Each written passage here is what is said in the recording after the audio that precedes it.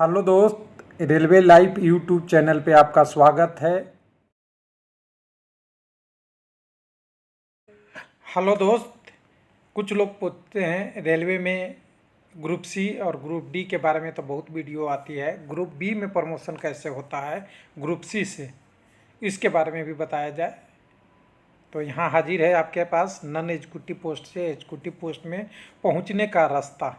70% कोटा और 30% कोटा, दोनों की बात करेंगे कैसे यहाँ तक हम पहुँच सकते हैं। और एक सवाल और लोगों का आया था कि क्या गवर्नमेंट एम्प्लॉय रख के ईयरली इंक्रीमेंट पे ही डिपेंड रहें, यानी नीचे से ऊपर की तरफ चलते हुए हम पे में जाएं या राइट लेफ्ट दोनों यूज करें। तो देखिए, नीचे से ऊपर की तरफ जाते हैं यानी आप ईयरली इंक्रीमेंट 2.5% पे बिलीव करते हैं तो आप ऊपर की तरफ तो जाएंगे, लेकिन आपको अगला पे नहीं मिलेगा, अगला लेवल नहीं मिलेगा जब तक आपकी प्रमोशन नहीं होती है। तो उसको भी यहाँ समझाएंगे, यानी जेई एसएससी या और भी एएसएम वगैरह लेवल 6 के पोस्ट है, उससे एग्जीक्यूटिव पोस्ट में कैसे जाया जा सकता है। जैसे assistant executive engineer, assistant electrical engineer, इस टाइप के पोस्ट का नाम आप चाहते हैं क्या, जिसको एग्जीक्यूटिव होता है तो वह एग्जीक्यूटिव में मतलब समझ सकते हैं, जिसको असिस्टेंट एएम भी बोला जाता है, कई बार असिस्टेंट मैनेजर भी बोला जाता है। यानी कुल मिला के बोलिए तो आपका एग्जीक्यूटिव पोस्ट कैसे बनते हैं, क्या क्वालिफिकेशन चाहिए, क्या एज होती है और रेलवे में क्या रूल क्या है। तो जैसा कि आप जानते हैं इस चैनल पे बिना ऑफिशियल की हम बात जनरली नहीं करते हैं। अगर रेफरेंस लेना होता है तो वैलिड सोर्स को लिया जाता है, न कि अनवैलिड सोर्स, न्यूज़पेपर वगैरह वगैरह वगैरह, ऐसा चीज़ है। तो यहाँ भी उसी तरह से लाते हैं। तो सबसे पहले उन लोग को क्वायरी कर देते हैं कि दो चीज़ें हैं। जैसे मैं एक एग्जांपल ले लेता हूँ, ग्रुप सी में सबसे पहला ग्रेड पे आपका देख सकते हैं यहाँ पे 4200 वाला लेवल 6 है। अब लोग कहते हैं मुझे कभी प्रमोशन नहीं हुआ, तो लेवल 7 की पोस्ट कभी नहीं मिलेगी।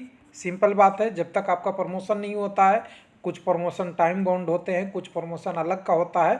लेकिन अगर हम मानते हैं कि आपका प्रमोशन नहीं हुआ तो आपका क्या होगा, नीचे से ऊपर की तरफ इधर की तरफ जाएंगे।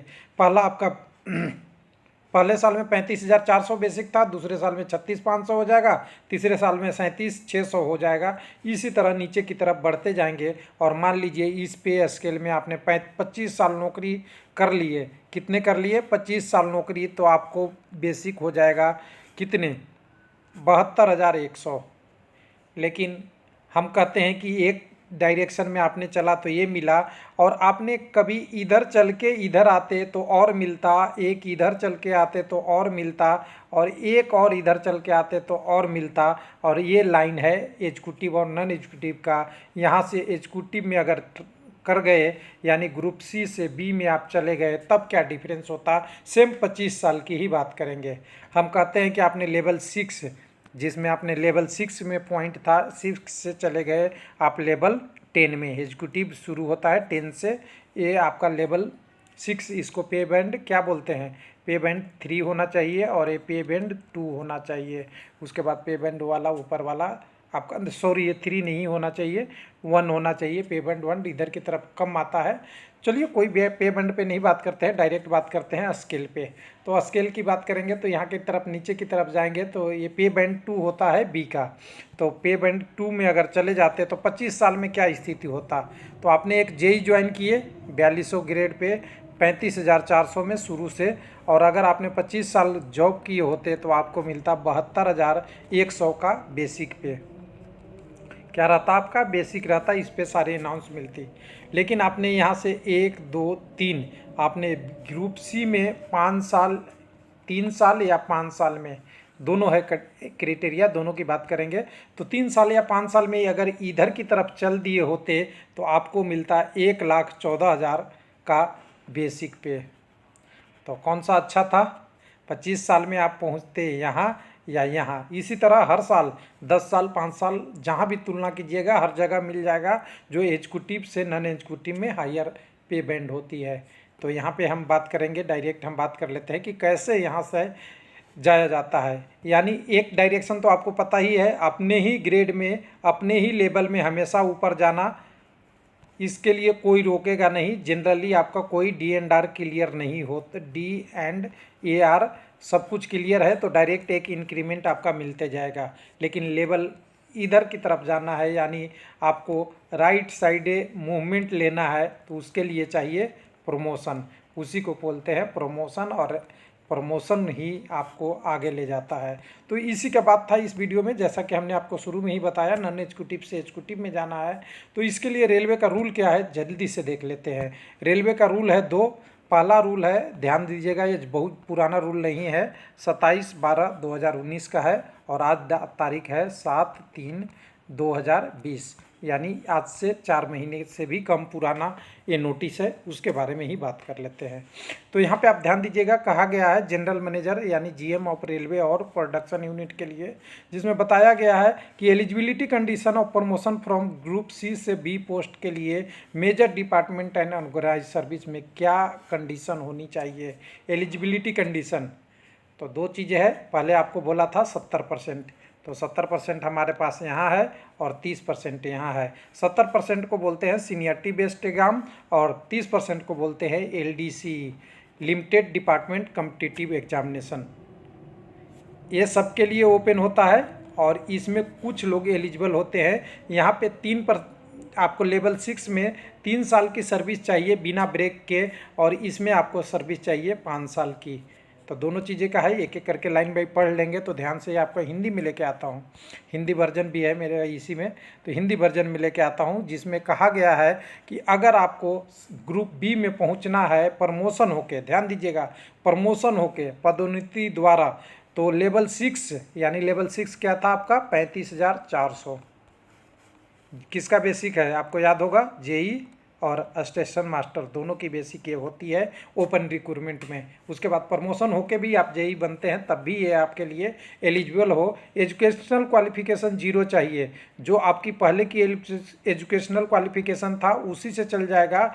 एज का रिस्ट्रिक्शन नहीं होता है, ध्यान दीजिएगा, कोई एज रिस्ट्रिक्शन नहीं है। आप 50 साल में भी बनेंगे, C से B में जाते हैं तो कोई दिक्कत नहीं है। यहाँ एज का कोई फंडा नहीं होगा, ना क्वालिफिकेशन का फंडा होगा, ध्यान दीजिएगा। जबकि हम जानते हैं कि C में जाने के लिए, LP से JE में जाने के लिए, यानी GDC जब भी बात होती है तो GDC में एजुकेशनल क्वालिफिकेशन चाहिए उस पोस्ट के लिए। यहाँ पे क्या है, तो सबसे पहले कह रहा है 70% कोटा चयन के लिए मैट्रिक्स लेवल 6 से 3 वर्ष की गैर आकस्मिक सेवा सहित वेतन मैट्रिक्स लेवल 6 के ऊपर या उसका ग्रुप C कर्मचारी पात्र होंगे। 70% कोटा, यानी 100 वैकेंसी आती है तो 70 पोस्ट किससे भरा जाएगा, सीनियर से भरा जाएगा, जिसके लिए एलिजिबिलिटी आप नहीं, सीनियर हम लिख रहे हैं, आप नहीं, आपके ऑर्गेनाइजेशन डिफाइन करेगा, यानी रेलवे करेगा, जो प्रोडक्शन यूनिट करेगा। दूसरा 30% कोटा है, ये सबके लिए ओपन है, कोई भी इसमें अप्लाई कर सकता है। लेकिन इसके लिए क्या होनी चाहिए रिस्ट्रिक्शन, 5 वर्ष की आपकी जॉब उस लेवल 6 पे होनी चाहिए, तभी अप्लाई कर सकते हैं, या 6 से ज़्यादा है, यानी 6 की बात करेंगे, लेवल 6 आपको पता ही है, लेवल 6 35,400 होता है। लेवल 7 कितना होता है, लेवल 7 44,900। लेवल 8 क्या होता है 47,600। लेवल 9 क्या होता है 53,100। और लेवल 9 नॉन एग्जीक्यूटिव में भी होता है, और लेवल 9 आपका एग्जीक्यूटिव में भी होता है, लेकिन इसको 10 बोल देते हैं क्योंकि दोनों का ग्रेड पे 5400 है।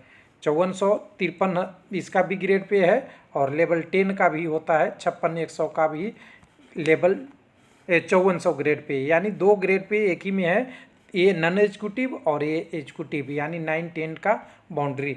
तो यहाँ तक पहुँचने के लिए आपको ये चीज़ें चाहिए। आप 35,000, 44,000, 47,000 और 53,000 बेसिक वाले B में जा सकते हैं, ये ऐसा बनाया गया है। उसके अलावा भी इसमें और दिया हुआ था, जिसमें आपका अकाउंटेंट का था। अकाउंटेंट के लिए कुछ कंडीशन लिखी गई है, वो छोड़ देते हैं, हम नॉर्मल जनरल की बात करते हैं। अब लोग कहेंगे कि कैसे आपने बताया कि ये पोस्ट जो है वो आपका अप्लीकेबल कैसे होता है। तो देखिए, दोनों के लिए मैंने एक रूल लेके आया हूँ जो रेलवे ऑफ मिनिस्ट्री के लिए है। इसमें क्लियर करके बताया है कि क्या क्या क्वालिफिकेशन चाहिए।